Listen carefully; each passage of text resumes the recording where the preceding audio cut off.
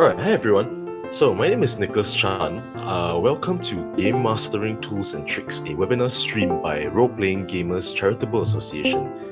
Here, we aim to share the various methods employed by veteran game masters in Singapore and hopefully allow you guys, our listeners, to gain some knowledge that you might be able to add to your own GMing arsenals.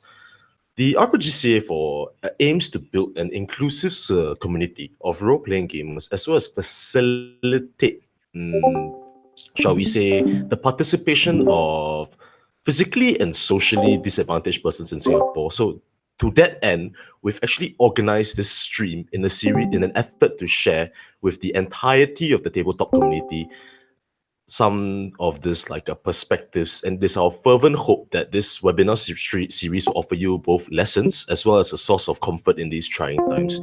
Comfort that, despite the ongoing difficulties, gaming communities continue to thrive and continue to stand strong. Today, we are very pleased to have with us Kelvin from Sunny Pair of Dice, a local tabletop game shop based in Alexandra Central Mall. Now, the interesting thing about Kelvin is, aside from running the shop, okay, he is the main store game master, and he has seen hundreds of players over the years. I think, is that an accurate number? At least 100, right? At least. All right, at least 100. So, with this very wide range of, shall we say, a litmus test, right? It's given him a very unique perspective in the world of tabletop RPGs. A perspective that he has very kindly agreed to share with us tonight. So, we may all attempt to glean from this insight, right? A few lessons that we may also adapt and apply to our own tables.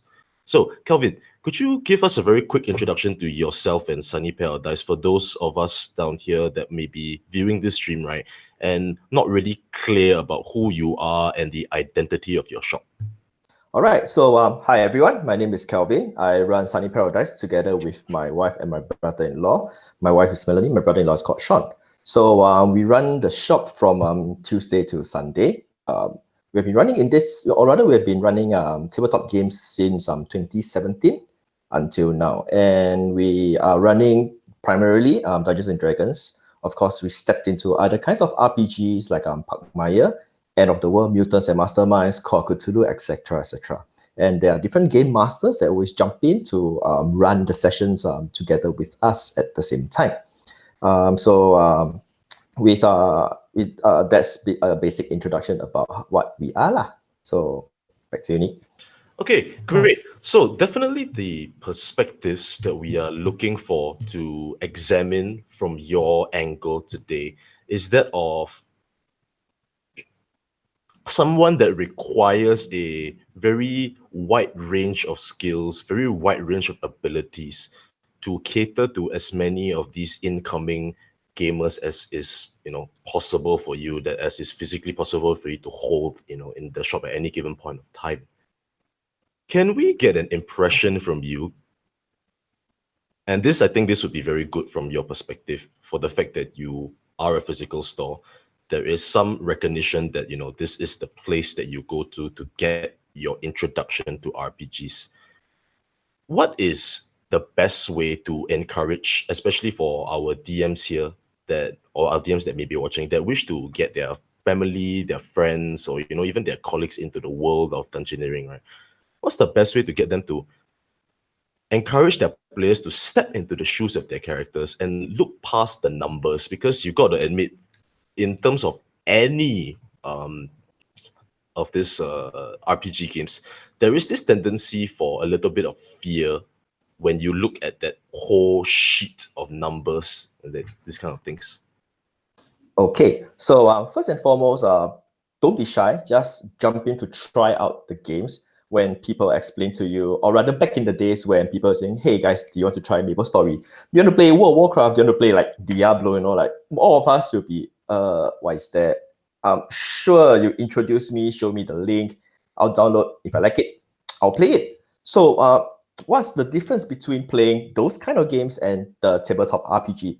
Not much difference. The only difference is that tabletop RPG requires you to think out of the box.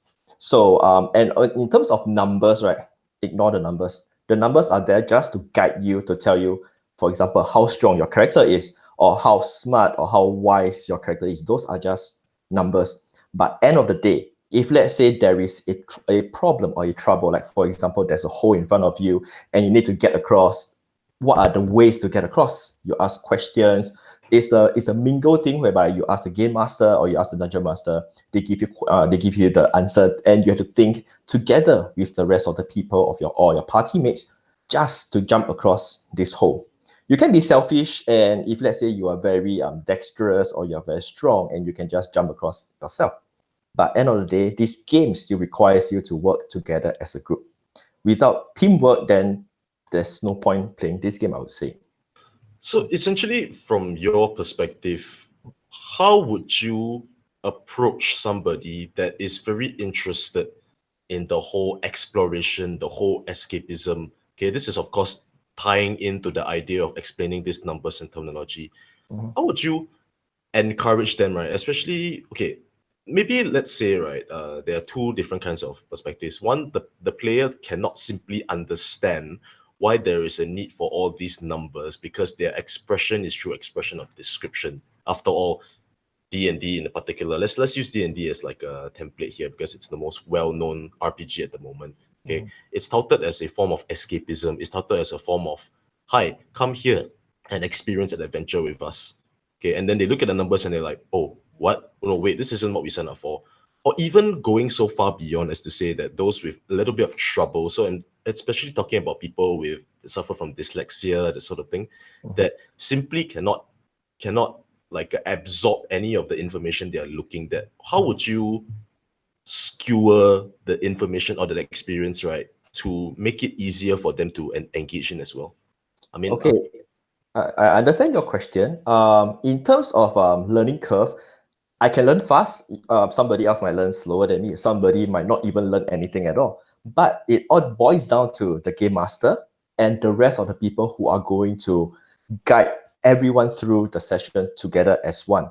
So if let's say, for example, the example you state like dyslexia, they have difficulty with, for example, long words or calculation. As a game master, usually I would say, take your time to count. There is no rush. If you cannot count, don't worry, our friends will help you. But we usually do not say that out loud. We'll just ask you to take your time to spend some time because we want you to have that achievement to calculate that total amount. If let's say, in terms of game wise, right? Yes, rolling dices, you add up all these numbers. End of the day, it is just still numbers. Does it matter if you deal 10 damage to the boss or 20 damage to the boss? It makes no difference. End of the day is the achievement that you yourself as the gamer is supposed to achieve. So what is your goal as a gamer? Are you there to have fun? Are you there to, bam, one time, 200 damage? Or just go there to ensure that me and my party members, all of us work together to kill this boss at the same time? Of course, together with the stories, that is. I see. So the long and short of it is, from your perspective, that setting of goals is very important from a perspective of a DM, so that the party or whatever group of people that are gathered, whether they know each other, whether they don't know each other, they're all very clear that, oh, yeah, this is the end goal of whatever we're doing here. So therefore, it is logical that we would take some time to understand this. Correct. All right, great. So a lot of these games, they are highly technical terms. They are highly systematic, shall we say, constructs where you move around inside the box, if that's a correct analogy, inside the box to understand or to have your fun in that sense. There are a lot of terminologies that are thrown out that takes a bit of time to understand. Not only that, it sometimes takes some people cannot grasp this idea, right, of entering into this placement, and then let's quote an example from D&D. You tell them to, let's roll a D20 for an ability check. They will be like, huh, what's a D20 for an ability check, that sort of thing. This problem is especially prevalent in public tables, right, where you have veteran players and you have new players. So what's a quick tip from you, right, to guide in and ease in these new players in terms of all this terminology? Do you have cheat sheets, anything, any idea you have? Usually what we do between myself, my wife, and my brother is that we give them ample airtime and space. Of course, when players like veteran players, they already know what's going to happen. oh, do you see this hole? What am I going to roll dice? Just roll the dice for. But you have to spend some time as a game master to explain to them, okay, in order for you to do this, you need to roll dice. And this is the D20. Why are you rolling this? Because this is a dice for you to check if, let's say, you succeed or fail. On the assumption that you fail, then you take out another dice. This is the damage that you're going to fall and take. So take your time to slowly explain to them. You have the whole 4 hours to slowly run the session, especially if, let's say, you want to do a mock session, there's no time limit. Like mock session, as in where people steps in and then you want to spend some time with them to run a very simple scenario with them. Take a mock session, use that mock session to slowly explain to them, make them understand, and always ask, are you clear? Where are you lost? Where are you confused? I can always go stand, or rather take a step back and then explain to you one more time what are you not clear with. So in terms of this so-called mock sessions, maybe if you classify it as some kind of a session 0 and prologue, you're saying that you very firmly believe in this idea of a introductory session to give a full or as wide as you can a picture of this entire thing that is going to progress as the adventure goes along. Yes, I would say correct. You are totally right. Now, that is very nice and very well. However, you have to admit that there are players, right, that are, shall we say, and I think you know this much better than I do, right, extremely over-enthusiastic about sharing, right, these tabletop experiences or these RPG experiences with their friends. They bring them in, they excitedly share everything, they bombard, and then you have to sort of like pull the friend aside and go, hey, you better stop that because you are doing the exact opposite. You're scaring your friend away, okay? So in these kind of cases, as and when they do happen, right, is there any trick that you have, or is there any sort of like a last minute tool at the back of your head that you have to just immediately put your hand down and resolve this issue? No, unfortunately, we do not have, because it's all go by the gut feel. There is no 10-year series to tell you, oh, my friend is going to do this. What am I going to do? So I do not have like a flow chart to say, oh, so now you're doing this. So I see option A, option B. No, this one have to go by gut feel as a game master, as a shopkeeper, and to see whether the new player is being attached or attracted to it. If I sense that there is going to be a disconnect between myself and a new player because somebody is being over enthusiastic to share this, oh, you should do this, then put this here, put that here, pam, pam, pam, pam. Then I will say, bro or sis, why don't you spend some time, go down for prata or for dinner or for coffee. You give me about 20 or 30 minutes with your friends. I'll assure you that he or she is going to be at least will definitely be joining you for a session or two with you. That is gut feel that you have to sense yourself. It's something that I cannot teach and tell you like step A, step B, step C. But definitely you see nothing wrong with stopping the session right there and telling that person, oh, I understand you want to play with your friend, but maybe your friend can sit in, observe first, and then instead of sitting down there being handed a character sheet which they have no idea what the heck is going on, and then they go like, yeah, make a decision now. Okay. There are multiple instances where people take your other people's character sheet, take a look. Oh, instead of casting this spell, why don't you cast this spell? Instead of attacking, why don't you run away? Things like that. Yes. Then usually I will just tell the veteran player or the enthusiastic player to, this is other people's character. You let him or her decide the steps, because end of the day, a module or a session is not meant to kill you, especially for new introductory session. It's not meant to outright, oh, I'm sorry, this is your first character, this is your first game, bye-bye, you're dead because you did the wrong thing. End of the day is that they have to have this achievement to succeed something by themselves and not by somebody else. If let's say somebody was to take my character sheet and tell me, hey, Kelvin, instead of doing this, why don't you do that? Fine, okay, then I'll just put my character sheet, I'll put my dice there. Why don't you play for me? I need to go and buy coffee. I mean, I usually don't do that, but these are terms this is what I will always say in my mind. Well, so would you say it's something like using your DM agency to ensure player agency? That is a very hard question to answer right now. Okay. Because different DM, I'll say that.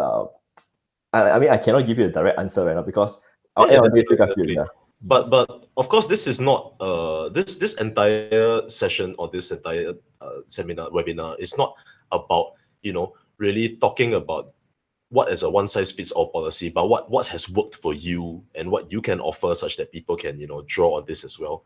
But yeah, I think it's quite good lah. So there's this very strong sense of a wait and see approach that I'm getting from you, and you cannot run away from that in terms of dealing with people. Yes, definitely. Most importantly, be open. Take a look at the 6-7 players that's around you, or you being a game master. See who is being disconnected. How do you know whether that person is disconnected? He or she is on the phone. He or she is no longer paying attention, stepping around, walking around, doing things. So you try to attract their attention back again by saying, oh, guess what? Your character, while walking halfway, your passive perception found this. What are you going to do about it? But of course, he has to follow some kind of standard rules as well.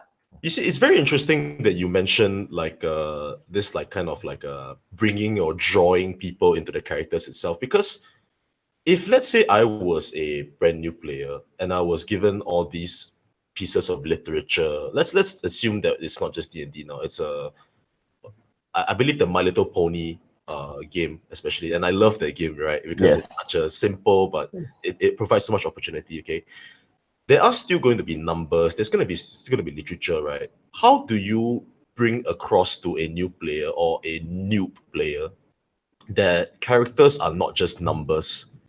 That while you may have maxed out your intelligence, you still need to pay that wizard college loan, that sort of thing. I understand. Okay. End of the day, numbers are still just numbers as a new player. What's the difference between a 10, a 12, a 14, a 16, or even 20? Just between 2, 4, 6, 8, 10, not much difference. But I would always ask them to think from their character, what would you, or because this is your first time playing, it's very hard for you to split yourself up between the real life and the fantasy world or the sci-fi world. So what I would always encourage them to do, what would you want to do? Not as what would your character want to do, what would you want to do? If people to tell you, oh, there's a hole, jump across, because people already gave their suggestion, I would see what kind of how to balance it out. Sometimes I would say, because he gave that suggestion, you might think this in your own mind, so I'd like you to make some kind of check. Then if that check succeeds, it goes into your head. If it fails, you can never ever use that step anymore. You have to think out of the box. This will force them to really spend some time, and I'm really lost, I'm confused. Guys, that's where teamwork comes in. Guys, I'm lost. I want to get across. All of you are able to get across. What about me? Can you guys help me? Just shouting across the hole, across the chasm. This is how teamwork really builds up from that point of view. So coming back in terms of numbers, right?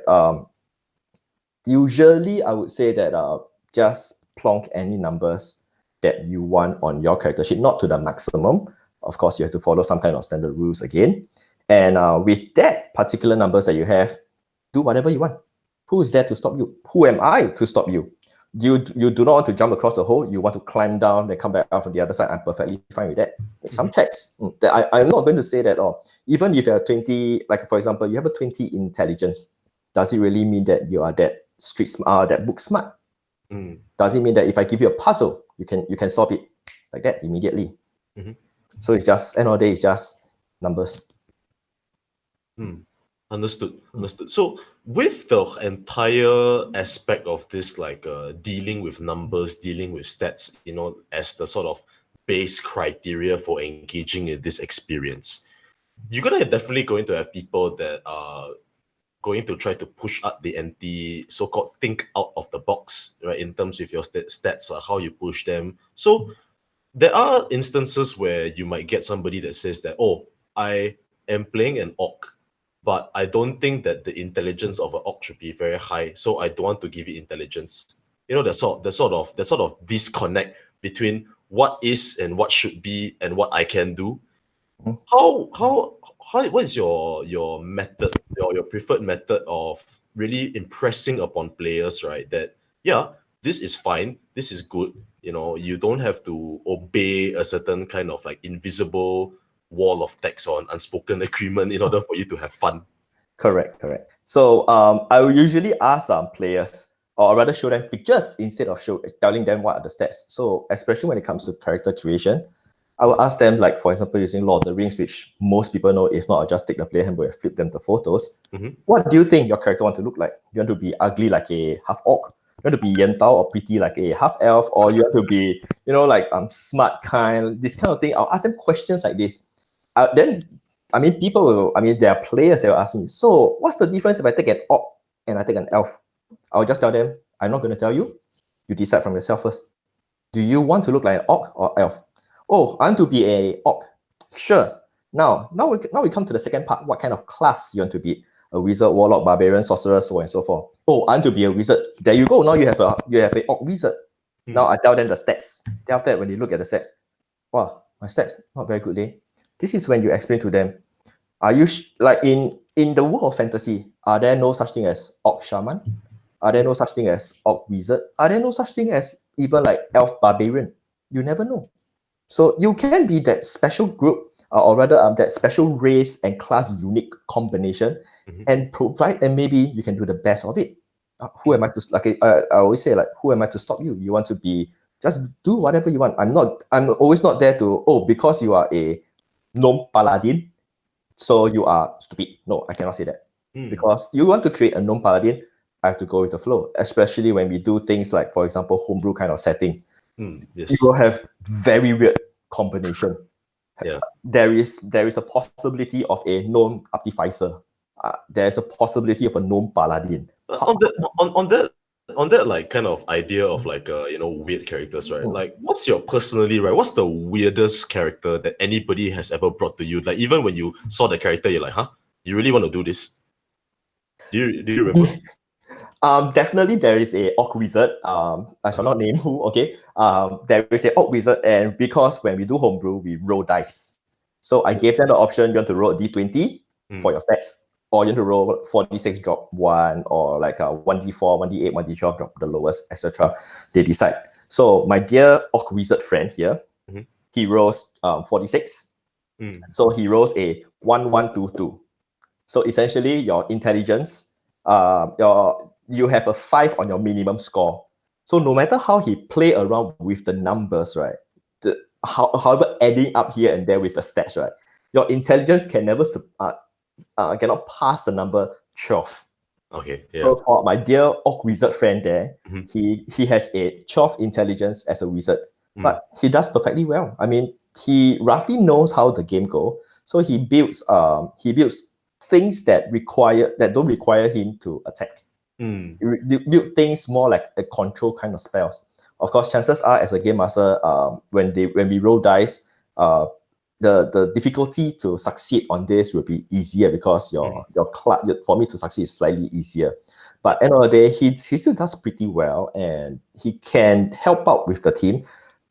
I would say good 60 or 70% of the time. All right. So I guess essentially the idea here is that you are not handicapped by your stats. Yes, you are never handicapped by stats. All right. Remember, it's all inside your head, and how are you going to think out of the box once again. All right. So like that's a lot of information that we get, right, about the introduction of the role-playing concepts, in the first place, especially targeted at new characters, getting them to look past numbers. Let's up the ante a little bit. All right, and let's go into the actual sort of impression of RPGs itself, the expectations, the misconceptions. So, for example, the conception, okay, the very quick conception. I mean, like nowadays, it's a lot of movie stars like Joe Manganiello, stuff, people like that, right? They have their D&D tables, but I think that there is still this sense, right, you can't escape from, right, that D&D is a game played by socially inept and nerdy people, awkward people, so on and so forth, all right? So let's go first of all into the whole idea of, shall we say, okay, the most contentious one. This one, let's hear your opinion on it. Min maxing, okay?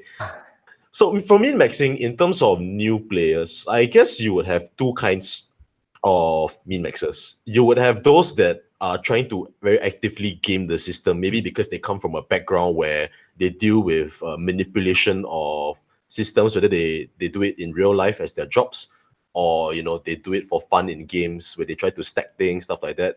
And you also have those like a kind of more reserved but more shy people. They'll be like, can I be this, can I be that, can I be this? How would you address each of these players? Because obviously you want to make sure, or we want to make sure, that the experience is good for them. and bring them away from all this like mats and everything like that for a little bit. Okay, so let's address min-maxer first. Definitely in every possible game, there are min-maxer. I also min-max, but I min-max not in D&D. I play other games as well. So how do I address min-maxer? So I believe you have not been in my game recently. Min-maxer, usually what they like to do, cast spell. Okay, Yes, to be very honest with you, I'm going to cast this spell, I'm going to do this, I'm going to do that. Let's do a very simple charm person, charm monster. Okay, as a min-maxer, GM, I'm going to cast charm person or charm monster onto this whatever giant here or this humanoid over here. Sure. Okay, you have intelligence of 20. Very good. It seems like you're very good min-maxer. This is in my head. So now you're going to cast this charm person on the spot. You have 12 seconds to think. What are you going to say to the monster so that he can be charmed by you? Oh now, dear. Your time starts now. Yeah, is this the moment where you pull out like the chest claw and then you just like slam the thing? Yeah, so you just take out your phone and your time starts now. Okay, I'm sorry because you tried to say something and you are being like stuttering. So I would say that I have to make a charm person with I'm gonna make my saving throw with advantage because you don't complete your sentence as a whole. Okay.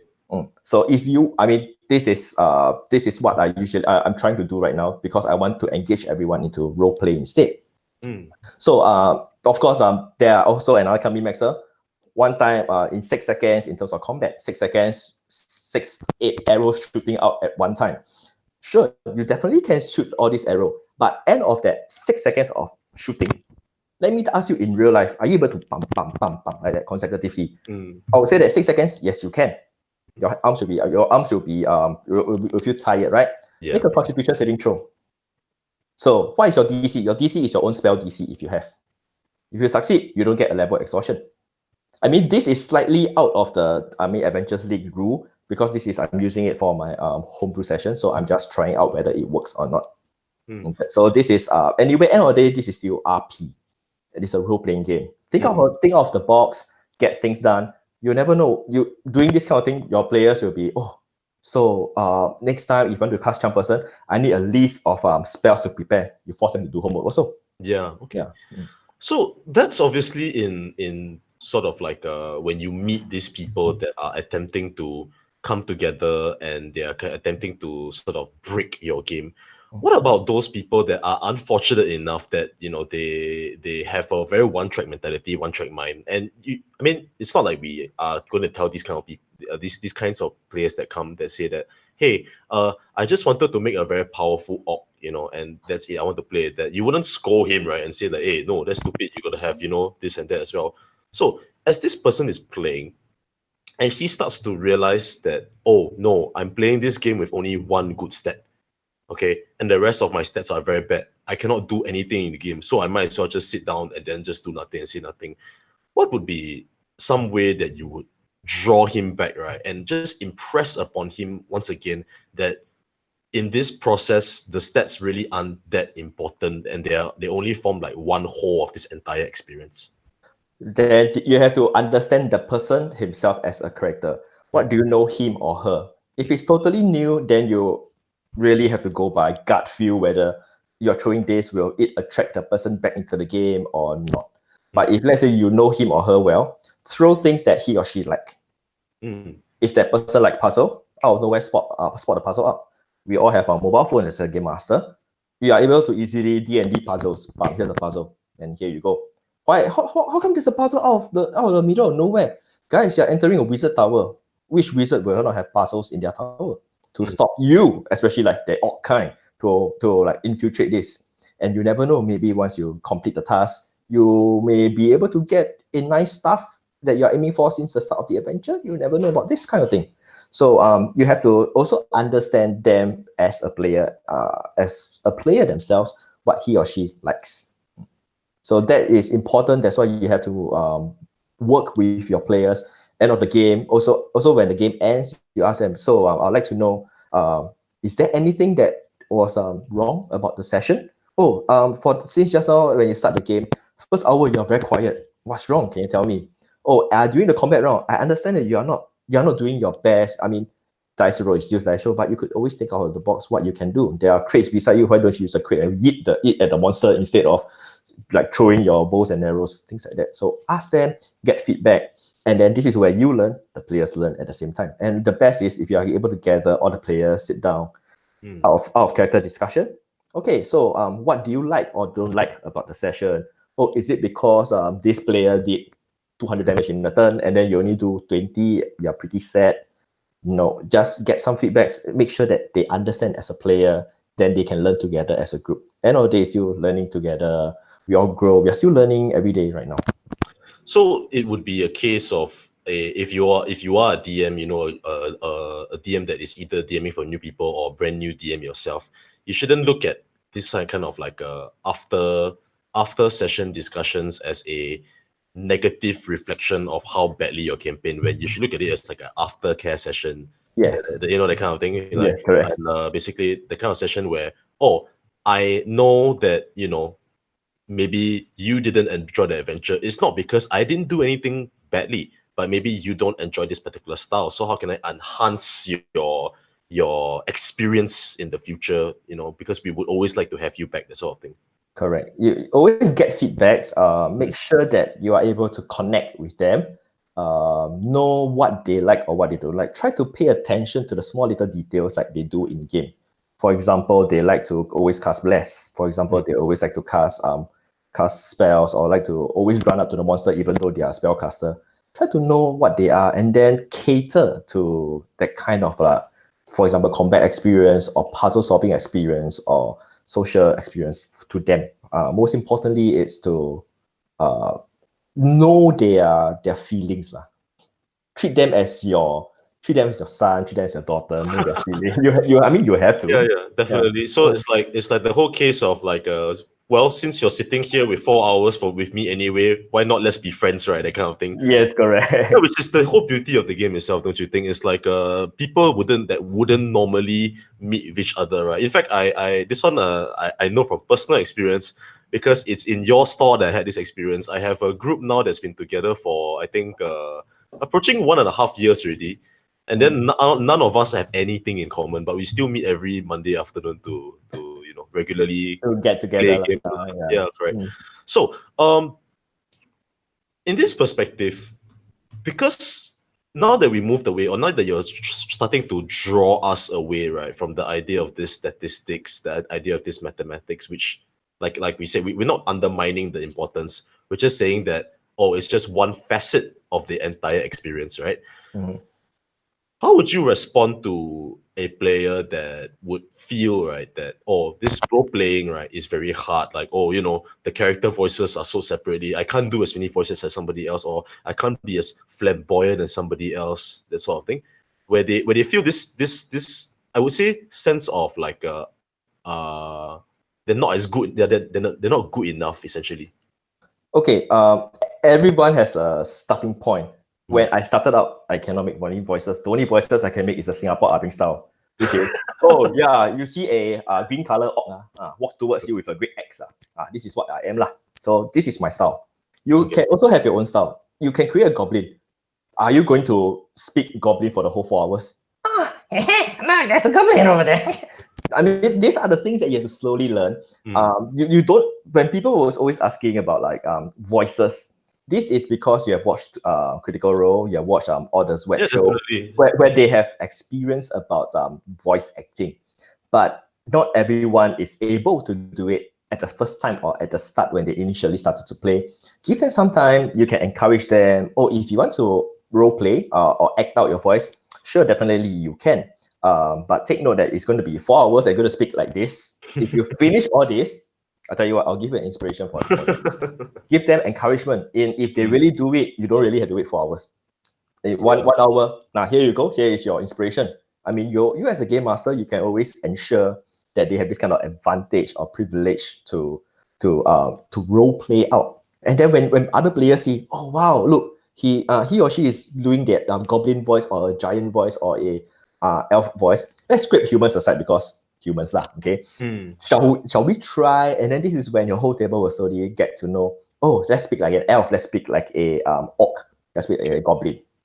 So in this terms of like, adopting that mental faculty of being in that character, okay, there would be some people that would mention that, okay, so for example, somebody that keeps very quiet, or somebody that tells you that, oh, I don't really know what to do.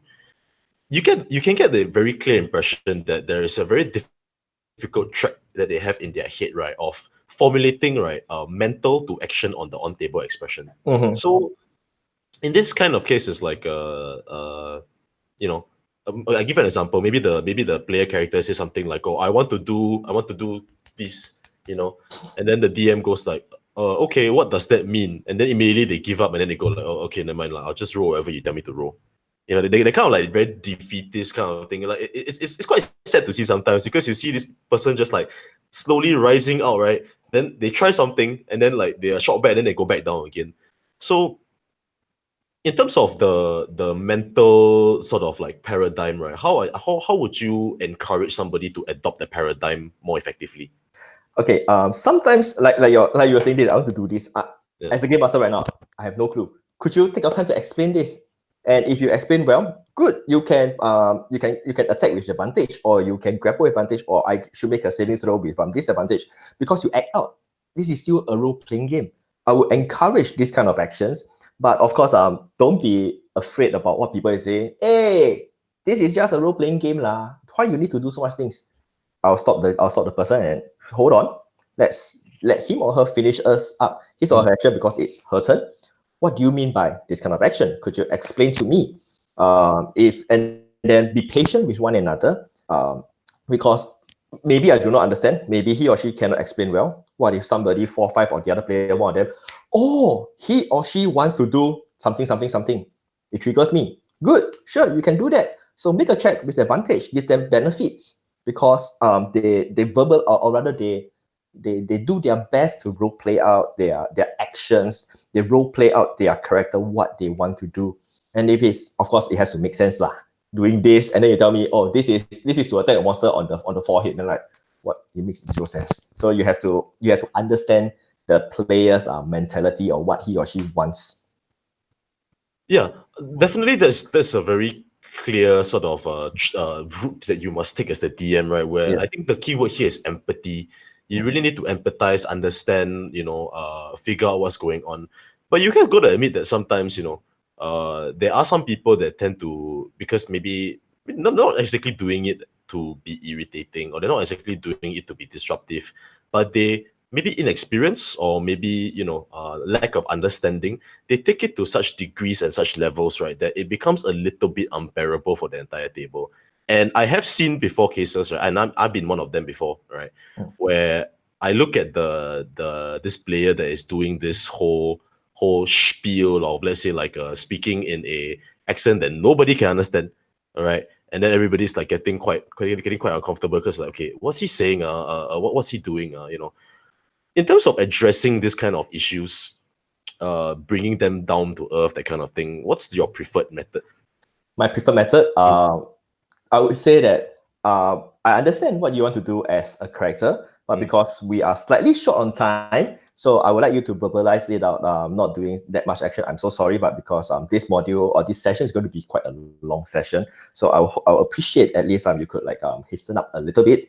I always apologize, because you are the game master, and you want them to have the best experience. They are doing their best, but sometimes you don't understand, and you see that the rest of the players have some difficulty trying to understand. This is when you have to white light a little bit to engage them back to it, so that the rest of the 5-6 players will get involved in the session moving forward on. Yeah, okay, that's a very good point, in the sense that you have to sort of like I think this falls under the same topic of managing expectations, right? Yes. Where you gotta be a bit more sensitive, I would say. So unfortunately, it would seem that based on our current discussion, that to DM effectively or to DM well requires a certain level of understanding that can only come about from maybe a few weeks or at least a few months worth of experience in terms of the whole dealing? Because it seems that we are starting to branch out, right? And this D&D is not a game anymore. You know, we are looking at it for what it truly is: a social experience, a gathering of a kind, you know, for people to come together, that sort of thing. Right? Yeah. So with this interactions, right, you're going to have some people that are going to, you know, bring in certain stereotypes, for example, like certain things that they see, and then they're going to associate certain behaviors, characteristics with things that they visualize, or things that characteristics that they exhibit. So, for example, I would say, like, if someone, for example, has a very high charisma, and then he go and pump all his statistics to something like intimidation, then he keeps doing intimidation over and over again. Okay, now I, as the DM, I see him doing that. I'm fine with it because that's the way he's having fun. That's the way he. But I believe that, you know, I want to encourage him to explore more. I want him to go into various means. I want him to say that, hey, I think you would do very well with this class. Why don't you try this? You know, how would you broach this subject, right, to somebody that's very nicely in their comfort zone? Okay, and how would you attempt to bring that out of their comfort zone and get them to experience not even maybe a new character, but a new style of RPG? Wow. So let's start off with understanding their character first. You as a GM have to know what do you understand about their character, because this will step into different kinds of gaming. For example, in terms of D&D, Adventures League, and Homebrew. In terms of our Adventures League, because we only cater that particular 4 hours, and if let's say that person would like to do an intimidation check, and you know that he or she has a very fantastic charisma score because he or she pumps it to the maximum, and then chances of failing is pretty low, you set the DC higher, lor. So you don't really have to force them to. You can make an intimidation check, definitely, but then you set the DC higher, and then after that, end of the session, of course, like I said, see what is other players' point of view, and then if you think that he or she is the only source of problem, you can always address it as a group first. Then when everybody disperse out, you address it privately to him and her and say, hey, so and so, I understand you wanted to do this. It's very nice. It's very nice of you to role play out. I appreciate it, but you know, your players may have some kind of this and this, and they were telling me that it's very uncomfortable. So give him a heads up, because give him or her a heads up, because I'm not the only shop that people go to. What if they because of the mentality over here that they can do anything, then they head over to other places and they like make it very, very bad they make a very bad experience for the rest of the player. Oh, yes, I understand. Yeah. So he or she may get a complaint. They bring this character out of like the controlled setting that you are providing. Yes, correct. So in a sense, like I mean, from your perspective, definitely I would say that there's this impetus for you as a shopkeeper to identify such behavior and like sort of maybe attempt to lock it down by advising the guy to go on a better path, I would say. Yes. But for the, you know, brand new, fresh new GM, you know, that is trying to do this, and then like somebody comes with those like I mean, it's such a stereotype, right? That it's almost like he brought a cookie cutter to your table. Yeah, they just just that kind of thing, right? Yeah. The GM, right, is having a bit of problem, you know, dealing with the fact that it's a plain stereotype, and he wants to give this character an alternative experience, right, that might, you know, confuse or might draw out the stereotype. What is one thing that this GM can always keep in mind? Ask questions. If you are lost, if you do not know what you're going to do, ask around. If there are veteran GMs on your table, you can always like privately ask them or slip them a note. Hey, I have this problem. How am I going to address it? If no one on your table is like is a GM or veteran GM, I'm always there. You can just head over. Hey, now what's the problem? What can I help you? Or how can I solve the current problem right now? Now, if let's say it is your own home settings, then you have the ultimate say because you are the game master. And then you can decide whether he or she is doing the right thing or not. Because this is your own home setting, it is very hard for me to step into your home setting because this is, again, like your own home game. I do not know what is your limitations and expectation. It all will boils down to session 0, where what can be done, what cannot be done, what do you deem too much, and as a GM, am I the final say? Do I make the decision as a final, or we can discuss this out? So this one will have to experience, I would say. You have to really go run quite a series of experience, or quite a series of games. Know more people, run for different groups of people, different kind of players. Then you'll know who are the chaotic ones, how you're going to solve the chaotic one. There's a lawful one, how you're going to solve the lawful, the chaotic evil one, how you're going to solve that murder hobo one that goes into town, slash every single husband and wife of the town, this kind of thing. And the problem is that it's sort of like they're right. Yes. If the whole party does that, because they are the ones that are coming together, making the time to come down and all agreeing that we want to take this course of action, right? So you can't really like say, oh no, I don't want you to take it. Then they'll be like, huh? Why? But that means you're the DM, you restrict our our fun today then then a lot of slight unhappiness kind of thing. I would say use the word yes you can, but somebody taught me this. Yes you can, but then you always give them the what's the consequences that are going to happen. You're going to murder hobo the whole town. I'm not going to say no. Yes, you can, but tell them the consequences. And if they still accept and then they want to do such thing, sure, go ahead, because you allowed them to do this. So you have to think of a backup plan for that kind of situation. Yeah, understood.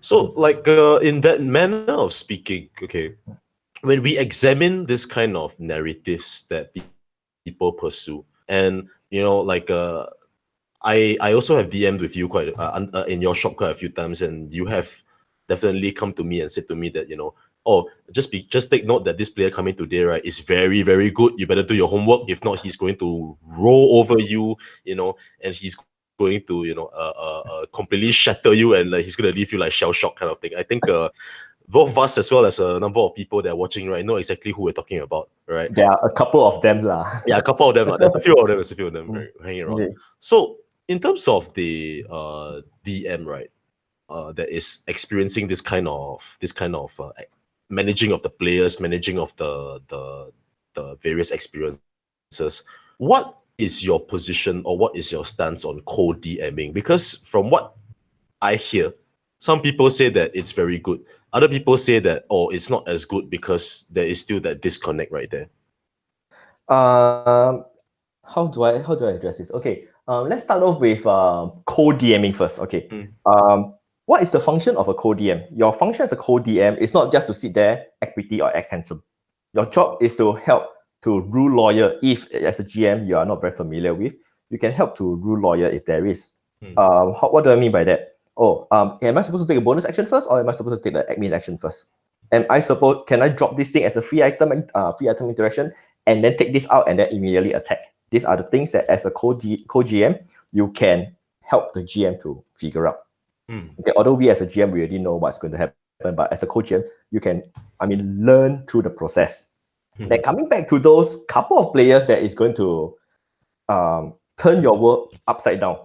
Okay, for those kind of players, then you have to see who are the rest of them that's joining in. Okay, in terms of Adventures League modules, they already set the difficulty. So for a simple game or for easy game, 3 zombie. For a difficult game, maybe 6 zombie. But you know that particular guy is going to come in with 16 attacks in one turn, or whatever amount of things amount of arrows that he or she's going to fire in one turn. Then you can always set things that are non-combat heavy. Does it really matter in terms of combat? I do read modules that says that you'll travel from point A to point B 3 days. Second day you encounter giant. Then after you long rest. What's the purpose? Right. So you can always modify this whole thing together, put the giant towards the end, or you can just take the giant out and then just replace it with puzzles, replace it with social interaction. You have to think on the spot. What are the things that going to lead up towards the final ending of the module? And instead of fighting a giant, give them a puzzle, or you found a piece of paper, patch on the ground. Then after that, you have to think on the spot, how is it going to connect towards the end of the game? So in terms of like the whole aspect or the whole idea of co-DMing, probably, you know, it's I guess the old saying goes that two heads are better than one. You have two people that are examining this flow of events, and then the two of them can like, I can have a private word with you for a moment. Hey, what do you think we should do now? That kind of thing, right? Correct. Yeah. So I think like you know, I expect that you're going to get a lot more requests for co-DMing, right? If you know this if the news of this webinar becomes public kind of thing, because you fully endorse co-DMing as well, right? Yes, I would encourage co-DMing so that we can all learn at the same time. Yes. There are veteran GMs that think that, oh, I've been GMing for 3-5 years. I know what's going to happen. I know the rules inside out, outside in. But what if they think out of the box? How are you going to solve this? This is when your second head, not second head, your second I'm so sorry. Your second GM is going to help you with this problem. Yeah. Okay. So, like, I guess the old saying goes that you can't really stop progress. You know, there will always be new people coming in, bringing fresh ideas, and you know, if you want to stay current, then you gotta suck your thumb and bite the bullet and just go, yeah, come bring in all the new guys, the fresh blood, that sort of thing.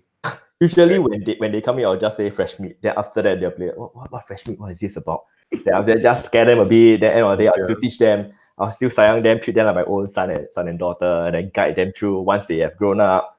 Do whatever you want. I mean, you can create your second, third, fourth, fifth character, your choice by then. You already I think by somewhere by the fourth or fifth game, right, where you met with different kinds of veteran players and GMs as well, you will have already know what is called min-maxing. Yeah. What is called multi-classing. What is the best spells to take? What is the best thing to do during the game session? Why you must stand behind. These are still a learning curve as a player. So if we bring you back to the idea of managing of expectations, resolving common misconceptions, resolving common misconceptions, right? Personally, because there's always this sense of trepidation, this sense of fear, I can tell you, to be very honest, the first time I walked into your shop, I was like, what is this shop? And then what is the ecosystem of people I shall be experiencing here, right? What is the strangest misconception, or what is the funniest expectation, right, you've ever had of anybody that just walked into your shop and say, hi, I heard you do D&D here? Then the first thing I'll say, yes, we do. Have you played D&D before? How long have you been playing? So these are the first two questions I'll ask. Then after that, oh, I'm totally new, or yes, I've been playing for a while. I mean, I've been playing homebrew since 90-something, since 2.5, 2E, 3E, 3.5, etc. I want to learn what's the current trend.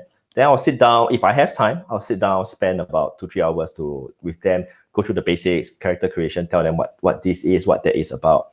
And then when it's all over, I'll share with them if they require me to run a simple session with them, mock session, yes. If you want me to run an official 4-hour session, just would you want to come back, say, another couple of days? We can arrange. You let me know when. I'll schedule a date with you, and then I'll just put up a game.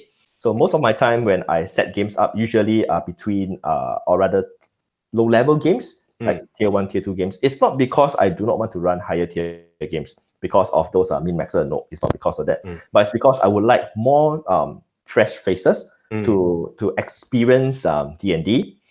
There are so many game masters out there that can run way better than I am for tier 2 games, tier 3, or even tier 4 games. But tier 1 games are the games that is going to set the basis and to test your patience as a game master.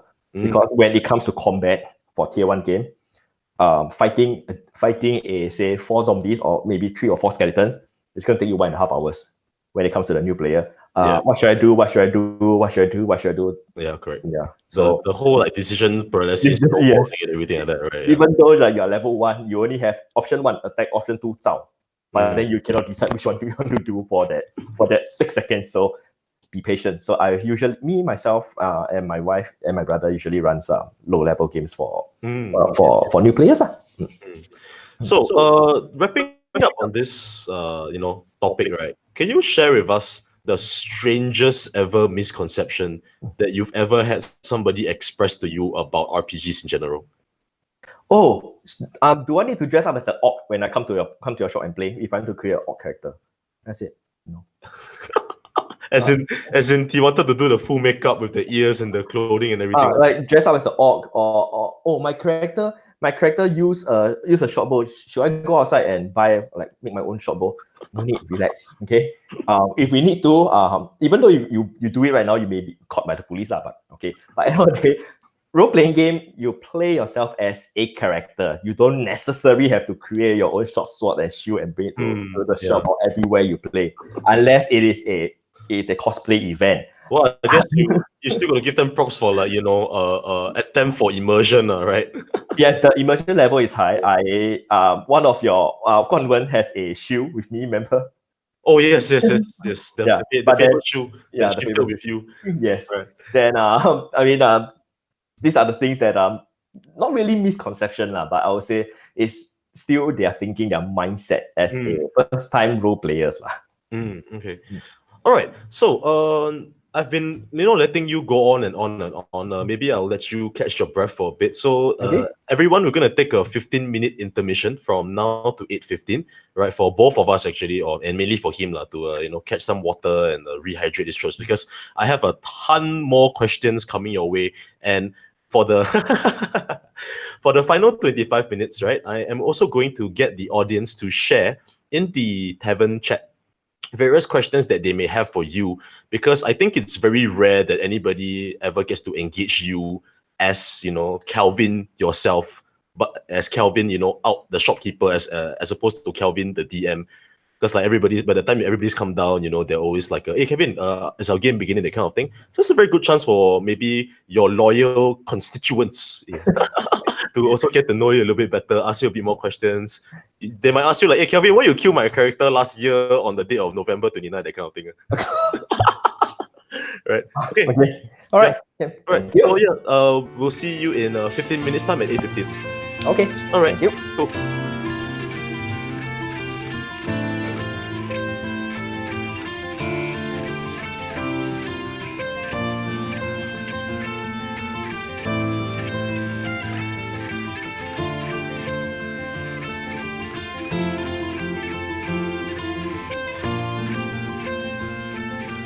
Let's get back to it. All right. Okay. In the current climate of this entire COVID-19 situation, definitely it's a bit more difficult. Okay, it's not difficult. It's impossible to get out together and to meet with your friends, and it sort of, understandably, it would sort of take away that social aspect of D&D. So this is obviously a question that is very significant and very dear to you, because of course your living and your livelihood comes from the shop, right? Comes from running D&D sessions, that sort of that, right? So you have very graciously agreed to answer this question. How do you think GMs can evolve and adapt to the lack of social meetings to continue conducting games? Okay, there are a few platforms that players can use: Fantasy Ground, Roll20, Zoom, depending on game master and the comfort level of the players as well. So personally, I use Roll20, and I understand most people uses Roll20. My wife Melanie, she uses Zoom. So it's up to individual on how you like in that kind of settings. And of course, when we are running this kind of sessions, it's very hard at the start because, to be honest, I have zero knowledge about Roll20. So when I'm being forced to close because I'm an amusement center, so we spent close to 1.5 weeks just to figure out how to use Roll20. Zoom is simple because Zoom is just face-to-face, and then you just put a map on the table, then your camera face the map. That's as simple as that.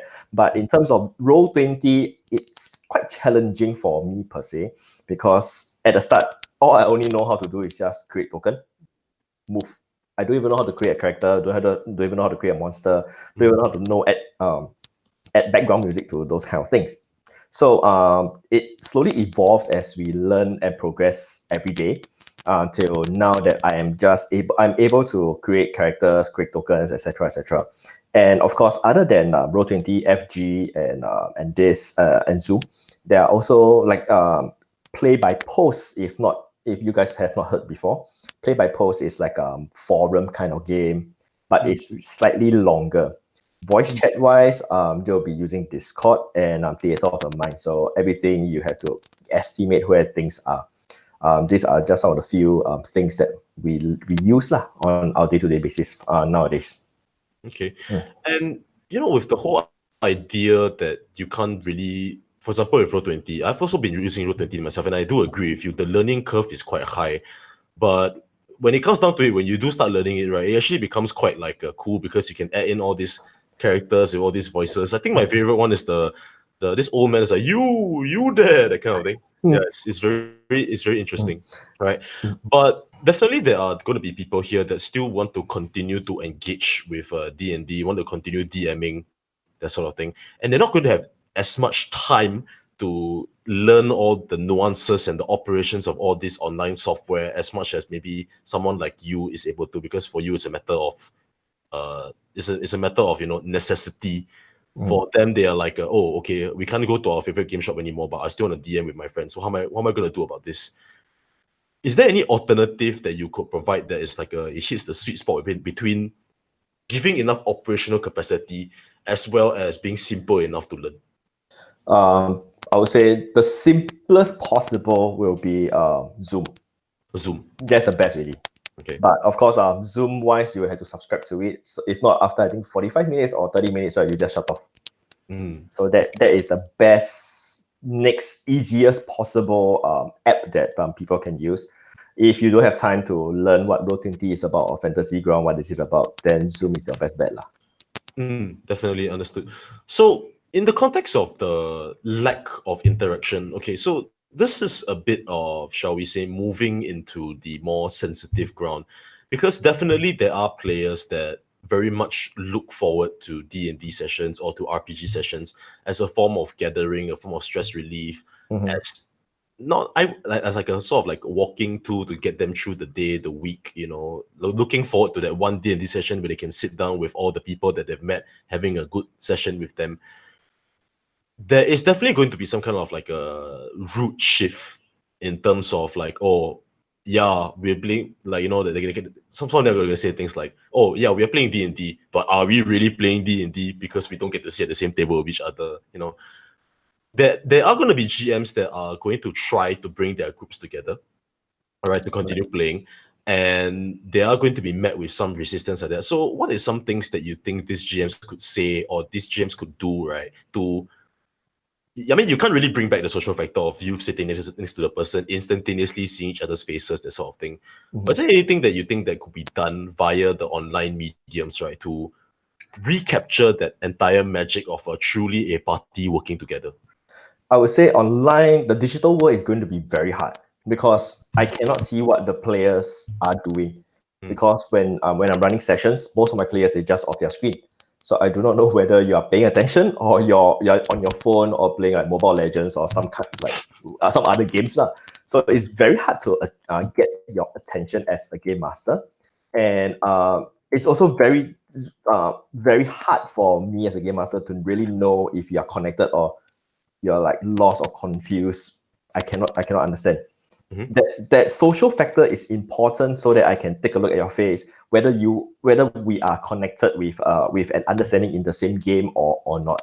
And I would say that digital world is definitely not for us, for me per se, because I will need to see how you feel so that I can react accordingly, and then to bring you back into the game so that you have that fun factor rather than staying behind cameras and screen, and then, oh, you see a zombie, sure. Or what's the zombie stats? Alternate F4. Let's have alternate tab. Let's find zombie stats.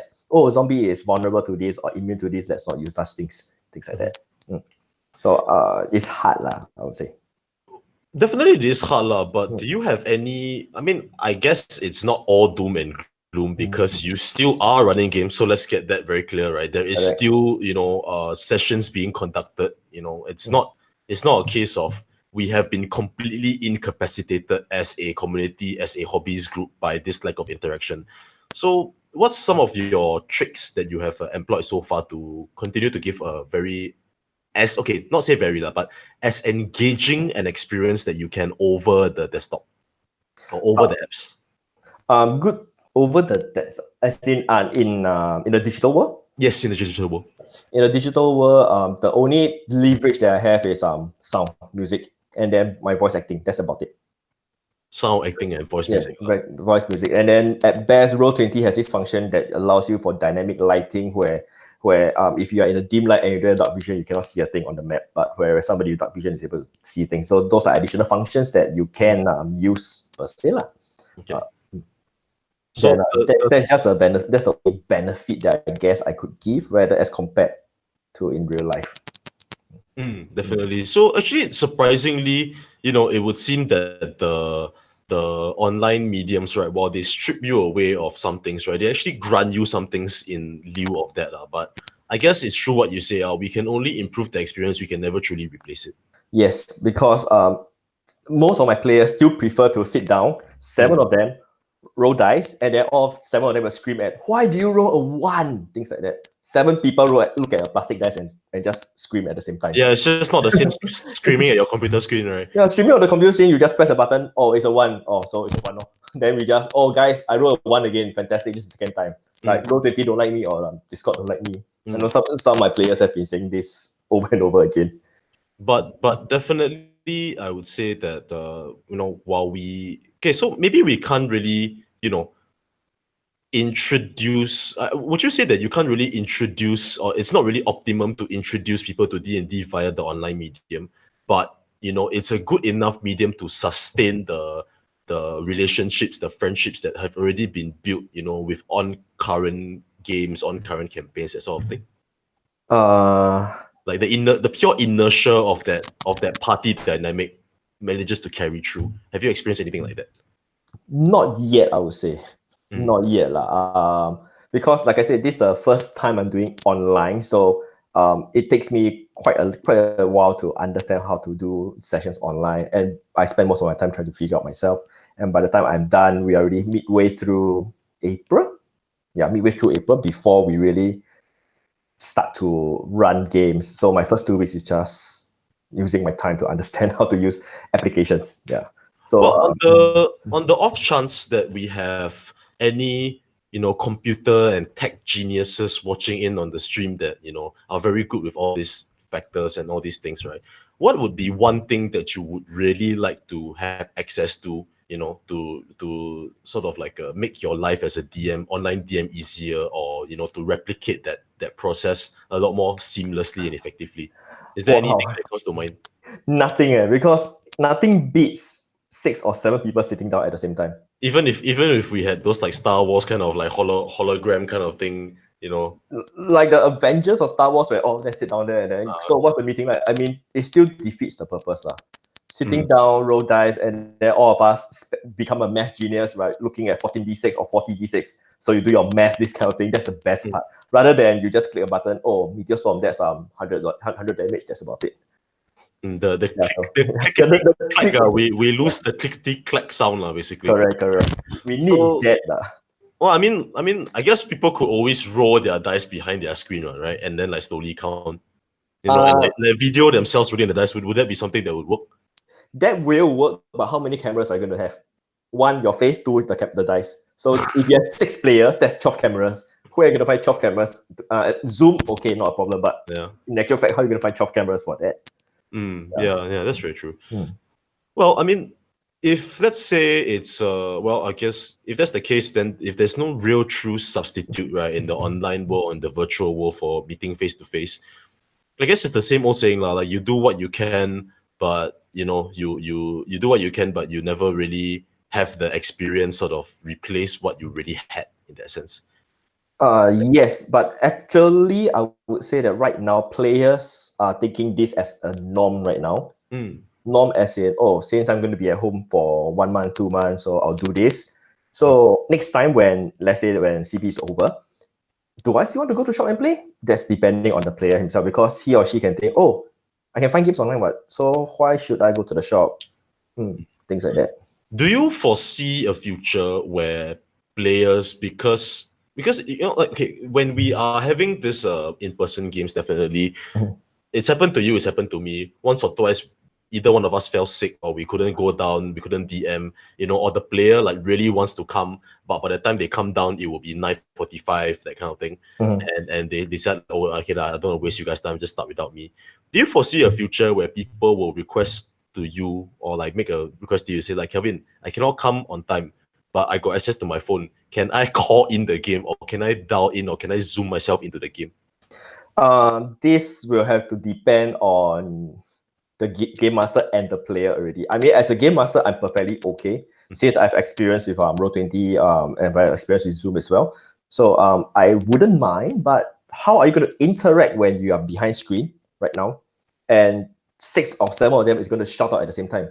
So when or we don't see 6, 3 players shouting out commands at the same time, you're over the phone or you're over the app, you're going to ask, sorry, who's the one that say I'm to cast device? Oh, yes. I know all too well what you speak of. Yeah, we are going to spend actual maybe about 10 to 20 minutes to who's the one that casts device mind? Who's the one that do this? Who's the one that do that? You're going to spend that amount of time. And then also, if let's say that person is a particular healer, so whose health currently is less than half? Whose health is at where right now? We are going to spend too much time. So I would okay that, but then it's going to stretch the entire session to. What about a case, right, where you have your 5 players with you at the shop, and then somebody calls and says, Kelvin, I sprained my ankle, I cannot come, but I still want to play. Can I deliver my laptop to your place, to your shop? You open up the laptop at the table, right? Then we do like I'm the hologram now, that kind of thing. Do you foresee that kind of thing happening? Okay, I mean, if that is possible, then sure, why not? But then I wouldn't foresee this to happen anytime sooner, I would say. Yeah. Well, I mean, like you said, because it's the new norm, right? And well, fingers crossed, this entire unpleasant situation and circumstance is resolved by our leaders and everything soon, such that we can at least go back to some level of what we previously had. But I guess barring touch wood but if something happens again where we all are reduced to going back in our houses and everything due to the pure infectiousness of the disease, is there any hope at all, that the from your perspective, that communities that rally themselves around game shops, right, could survive such a so-called momentous pandemic? With the support of the communities, I would say game shops may be able to survive, not 100%, but at least sustain. Sustain is the keyword, I would say. Then, of course, the communities have to chip in and work together as a group. Then, any ideas out there right now, if anyone has any great ideas, throw it around. And if we can make it happen, we will make it happen. So, of course, we hope that nothing of this is going to, none of this COVID-19 thing is going to escalate any worse. If not, it will be disastrous for a lot of shops. Right now, it will be really quite disastrous for a lot of retail shop right now, because the recent reports. Of course, putting our fingers crossed. Hope nothing happens or nothing bad happens to us. So you heard it here, folks. Kelvin and Sunny Pair of Dice is extremely open to any proposals that would save the world and rid this COVID-19 from all of us, such that we can go back to business as usual. So please start to step forth and send him your personal opinions and your personal strategies to deal with this. All right. How about any one of you is a chemist that can solve the problem? That would be the best. Like chemists or biologists to find the vaccine right now. That would be the best. Okay, so before we end off this questions that you have been so gracious to answer for us, and before we move on to the Q&A, right, one final question from you in terms of the entire concept of introductory to new players and stuff like that. This is a little bit of a, I guess, Singapore and local context. But how would you express the concept of D&D to someone you feel could benefit it? For example, let's say I have a grandparent at home, right? They're still mentally very sharp. but unfortunately, because of faculties and stuff like that, right, they can't really move out, right? But you do definitely know by talking to them, right, that they have full retention of their mental capabilities and faculties. You know that if you talk to them about like the Taiwanese drama shows or whatever, right, they can tell you everything about it, right? How would you sell it, right? In essence, right, the concept of D&D to your grandmother or your grandfather, right, to include them in this whole like interaction? Okay, first and foremost, the main important barrier that we are going to break is language. Yes. Can you break? We don't speak about dialects. Mm. We just talk about Mandarin. Mm. How are you going to say, oh, it's your turn? Or very simple, 现在到你. 你要做什么? What are you going to do? So then the next thing, oh, I want to cast fireball. 我要放火球. Then you're going to spend some time. Okay, language barrier, that aside. Okay. Then the next thing is how you're going to attract them. I have no fixed point to how to do it. Maybe I would say that family bonding, that is the best, I would say. But family bonding wise, out of them, one have to be the sacrificial pig to be the game master. Yeah. And after that, then you will have to think of how to immerse them, because to them, to the older folks, they have no idea what is fantasy. Yes. They, at best, I would say they know what is wuxia. Then you have to tweak your whole game setting towards the wuxia. This is of course in the context of Chinese families, definitely. Yes, correct. But there are also the other races, right? Like the Tamil and our Malay friends, and that we also have. I think they also have their own like templates for fantasy and stories and stuff like that, right? Correct. Then that's depending on how you're going to upsell or sell yourself towards your grandparents or your parents to work together to get things done. And you have to find how do I say it? A selling point or something that will benefit them. Like, for example, okay, so let's do it this way. Let's play a game. Okay. And whoever is the game master versus the six of you. Let's put it in a very simple term. The game master versus the 3 or 4 of you. Whoever lose, either the game master or the group of you, do the dishes. Or do the dishes for 1 whole week, or do the laundry for 1 week, things like that. So then you force, then as a game master, you have to force them to work together as a group, and then solve problems. Of course, you don't be so and then they're all level and you throw a giant. It makes no sense. You have to balance out the whole game completely and sell out this idea to them on a day-to-day basis to them, because or you can watch stream like RNT, like Royal Nerd Theatre. Like what they do is the fantasy world. The Chinese so-called Dice and Dynasty. Dynasty, correct. They use the Chinese war setting, but then you have to slowly explain to your parents or your grandparents who do not understand English and spend some time with them. Then if they are attracted to it, then they will ask you, what's this about? Well, if like I guess we've thrown out a few challenges today, so maybe we can throw another one to our viewers, right, from both the RPGCA and from Sunny Pair of Dice. If any of you are successful in getting your parents or even your grandparents to come in and enjoy the games and play the games regularly, right? Well, do let us know, and we will start to do this kind of like a wuxia games or like a senior or family themed games with Ernest. Okay, that sounds lovely. Right. Okay. So yeah, thank you very much for answering all of our questions and for engaging in this discussion with us. I think that we have managed to glean a great deal of information from you. Okay. Let's go ahead and start the Q&A segment where, oh dear Lord, there's been a lot of questions coming in from our very, obviously they've been listening to you very intensely. Yep. Okay. I have one question from this user Van Sylph. All right, his or her question is: my greatest fear of going into a D&D game is the amount of time that I have to commit to it. I'm afraid of games of any sort that might go past midnight.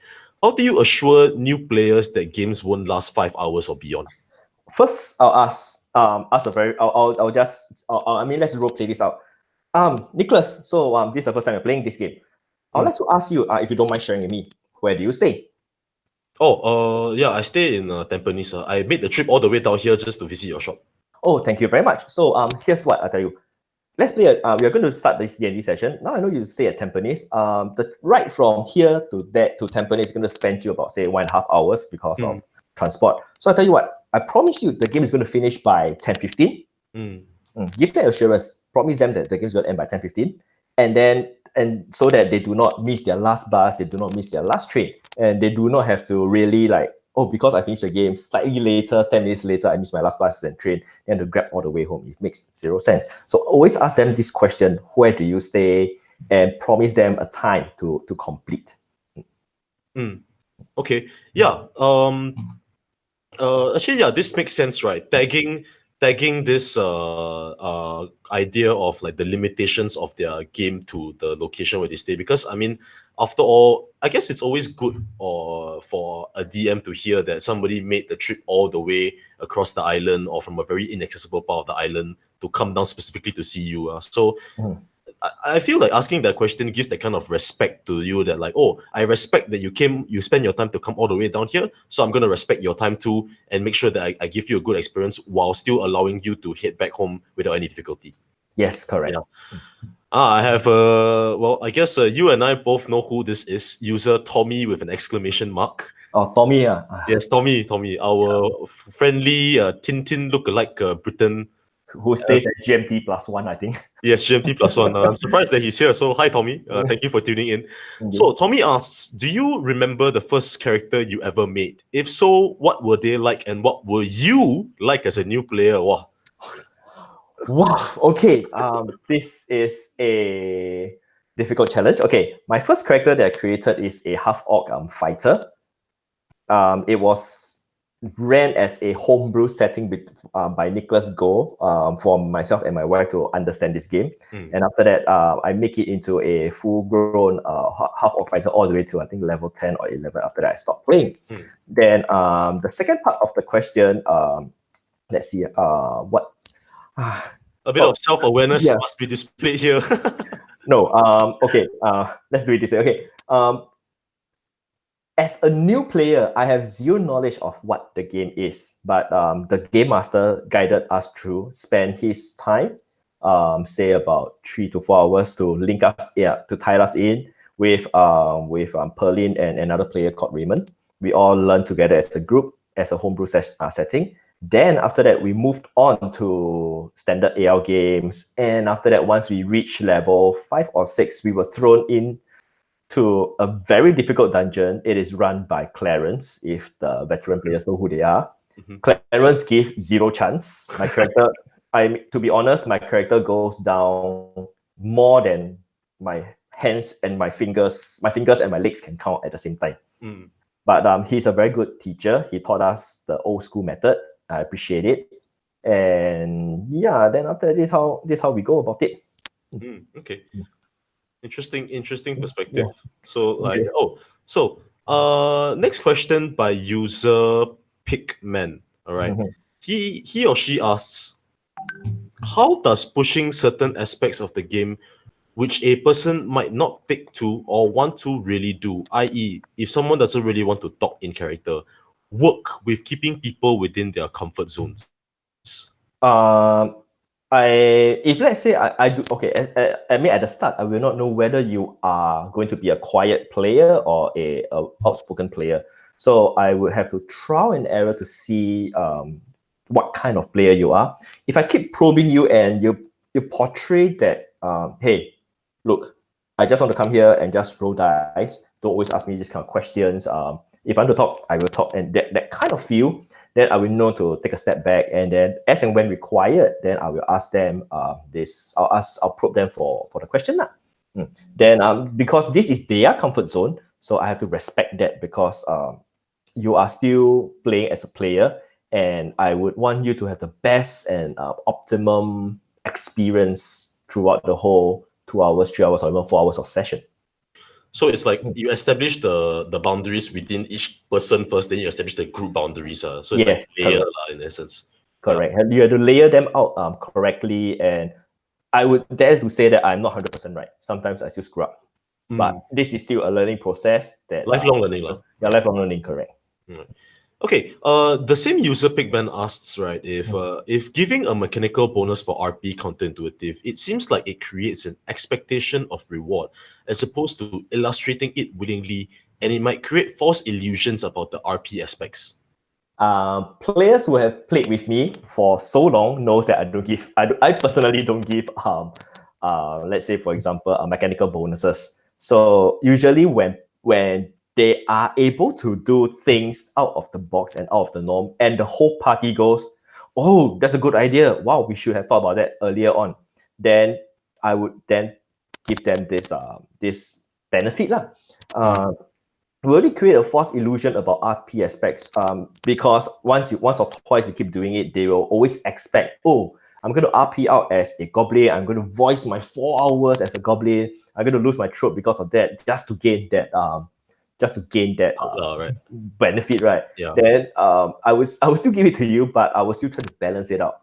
And how do I say, false illusion wise, not really, because as the game master, you're still trying to balance out the game and ensure that everyone still have his or her own airtime to speak and to portray their skills and abilities, rather than one person doing everything at the same time. So, do you think it's like right to say that as opposed to constructing a something, right, and then putting it out there, right, you are literally inside the construction as it's happening, constantly tweaking and like adjusting the vowels and everything as the experience is going on. There's no one size fits all, basically, as you have mentioned quite a few times already. Yes, you said there's no one size fits all, and then I will have to think whether it makes sense or not, and it's very hard to that. Like I said, I always say that there's no 10-year series to really give you the gauge of this kind of thing. It's all up to you as a game master to feel. You can run 10 games without giving any benefit, even though that player has been RPing very well, but it is still up to your discretion as well. Okay. Yeah, makes sense.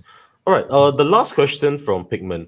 For online games, especially for Roll20, would you agree the prep for the visual element becomes more important since grids and maps form a huge element of the game? How would you enhance the visual aspects and that certain aspects make the game more succinct? Okay, I'm not an expert in Roll20. I'm still learning. I'm trying to figure out some of this the stuff and the functions of Roll20. So game master have to prep actually a lot more as compared to a standard sit down table settings. Why so? Because usually you will have usually in Adventure League mod, you have about 2 combats. So you need to prep that 2 maps. If you do not if you do not have that ready, you have to draw your own map. You have to do your own things like light settings, how far can see what, who can see what. As a game master, I spend a lot more time. The visual aspect element really become more important because there's no grid and there's no map, and it plays a huge part, especially for online game. And in order to enhance this kind of things, Roll20 has this function that has suddenly it slipped my mind, the line of sight and of course the visual being correct. So if you do not if you don't have the line of sight, you cannot cast a spell or you cannot make an attack move. That makes sense. But comparing it with in real life, somewhere you aga, you can see the person. Correct. Yeah. All right. Okay, cool. So next question by user Xavier. Okay. How experienced should a DM be before they know they're ready to start a homebrew campaign? AKA, how would I know if I'm ready to run a homebrew? Should I run a module first? Wow. Okay. I'm interested to see your response because the first AL module I ever DM was in your shop.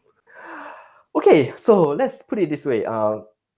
You can actually, without any experience, you can also straight away DM. But the thing is, right, you will have to know at least some kind of rules and some kinds of some rules and regulations, meaning to say that can I cast 2 leveled spells in the same turn? Yes, you can. How? And you must do this. Can I do this? But then if let's say when the player who is more veteran than you, he or she can, open inverted comma, cheat you out of your time. And don't be afraid to get cheated, okay? Because you are still learning as a game master. And if you want to, you definitely should run at least. I would recommend. Usually, I recommend game masters that who wants to be a game master. Spend at least 6 to 8 games to play first. Play at least 6 to 8 games, and then before you really jump onto becoming a game master. Why that is not a fixed number, because it also depends on your learning curve and how bold you are to really jump onto it. I'll share my experience, because when I started off becoming a GM, I only played 1 month, at best 1.5 months. Then after I become a GM already.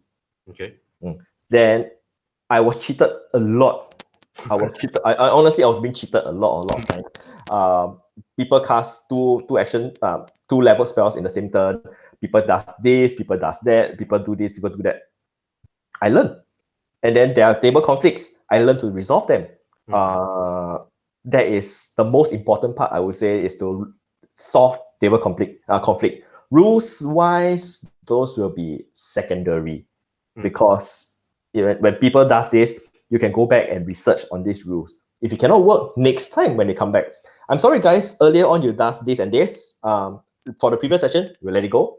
Moving forward, this session wise, you cannot do this and this at the same time. But then of course, they are still going to cheat you again as the time progresses. Yeah. Okay. So moving on into something that's a little bit more personal, I guess. Same user Xavier asks, have you ever had to kick someone out of an ongoing game? How did you go about it, and what advice would you give if you feel like someone just isn't compatible with the vibe? I have not really kicked someone out of an ongoing game, but we resolved this on the outside. So we walked out, we have a chat, we have a good discussion between a couple of the players, make sure that they understand and know why their character is doing this kind of thing. And after that, we resolved it.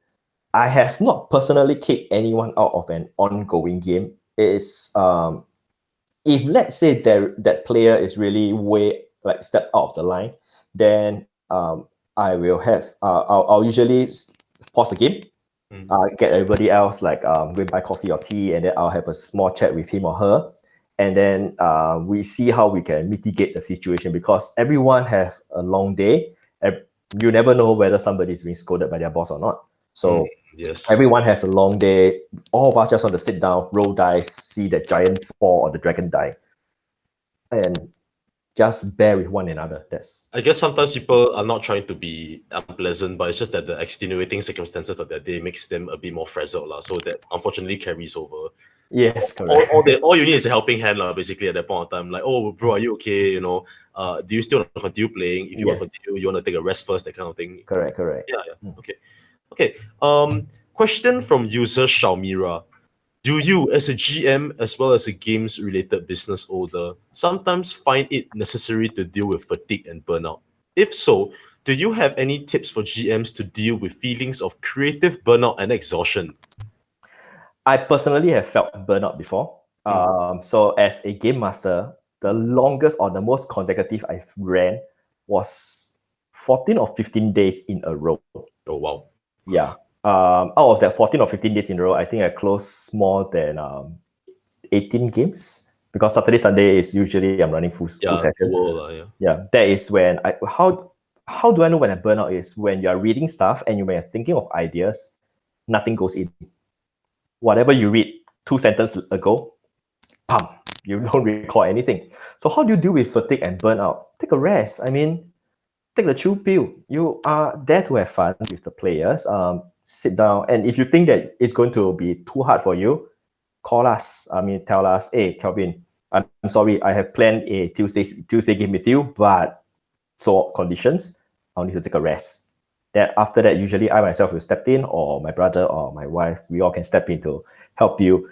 You have to take care of yourself before you can take care of the players. If you don't even take care of yourself, how are you going to take care of the players? Yeah. Right. So I also encounter, or rather we all, me, myself, and my brother, we all encounter exhaustion or creative burnout as well. But we encourage one another after every session or every day in the shop. we encourage one another, sit down, have a meal together, then think as a group what we can do and how we should go about with the schedules of the players or with the GMs if required too. Aftercare Yeah, is aftercare, very important. correct. Yeah. Correct. All right. Yeah, that's a good thing to note, lah. Take away. Like, always take care of yourself before and after the session, so that you don't end up like something unpleasant doesn't end up occurring in that manner of speaking. Correct. All right. Question by user Gremlink. Can tell that you still prefer a face-to-face session, but is there anything from the online experience that you feel can be adapted that can be brought over when this pandemic situation is over? I cannot give you an answer right now. Because right now we are all of us are being forced to do such things, or rather stay at home. People still want to open up their minds and do what they like best, playing D&D, playing online games, do whatever they like best. I'm not so sure if I could adapt anything being brought over. Maybe music. I guess that's the only thing. But then music is going to distract the other table as well. Yeah, so yeah. It will be, we need to find a balancing point after the whole COVID-19 thing is over. Okay. Oh, this is an interesting question by Nadine the EE Druid. Yeah, do you recommend playing D&D as a date activity? Okay, in fact, if you guys do not know who Nadine the EE is, that is my wife, okay? So she's just posed a troll question. Yes, D&D is a date activity and you should play it together with your spouse, with your boyfriend, with your girlfriend. Even as a family even as a family bonding game, sure, why not? So yes, I would recommend it as a date activity. There's a few examples. The most notorious or not notorious, the most famous one, Nicholas Go and Berlin. Yeah, so look, the activity, why not? The rest of them. Thank God you put the Go there of Nicholas, because I thought you were going to use my name. Then like, what did I do? There's like, if I recall correctly, there's like 9 Nicholas in the D&D community. Yes, of course, we are a very common commodity. Okay, guys, let's not name your kids Nicholas. Okay, let's name something else. Okay, so next question by user Mr. Noodle, which I believe is also a Nicholas. Nicholas, yes. Nicholas. For GMs who do world building for homebrew and the like, how do you balance writing your content, scale, and NPCs? How much do you think is too little, and how much do you think is too much? Okay, in the Dungeon Master Guide, there is this scalability of your monsters. For my homebrew game, I go by gut feel. I can put 4 giants for a group of, say, level 7s, but I tweak around with their hit points. I tweak around with their stats. If I think it's hard for them to clear, I make it lower. If I think it's quite easy to clear, I set the hit points higher. There is no hard and fast rule that as a game master that, I must, because the DMG tells me, because they're level 7, I must put in, say, 2 giants and 2 adds. No, I don't have to follow that rule. Or alternatively, if you are lazy, sometimes like me, you can use donjon.bin that can calculate what kind of CI and what kind of monsters that you can add in. So you could balance it out. But end of the day, it is still a gut feel as a GM to balance out that content or that combat if you require to, so that player have the adventuring stress, and yet when they complete it, they're still quite happy that they resolve the solution at the same time. I mean, nobody wants to take a walk in the park all the time, right? Yes, correct. Yeah. So, okay, yeah, cool.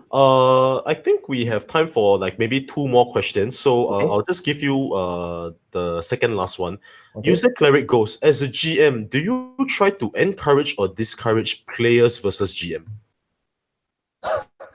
No, this is never a player versus GM game. This is a GM and player versus a story game. Always remember that unless you are there to play Diablo, then there will be player versus GM. But other than that, it is still, we all work together to get the story moving forward as a group and together. So please don't because he's a GM, he's going to spawn 4 giants. We should think of a way to destroy the giant in like 6 seconds. Then okay, no. But don't go with that route lah. Okay, cool. All right, so I guess we will do one more question by user Dave Chua, and this is an interesting question. Do you think that those who struggle with mechanics of RPGs would do better with RPG-like board games, such as, for example, the game he's quoted here is Stuffed Fables? Okay, I have played Stuffed Fables. We have it at home. It is a very childlike game.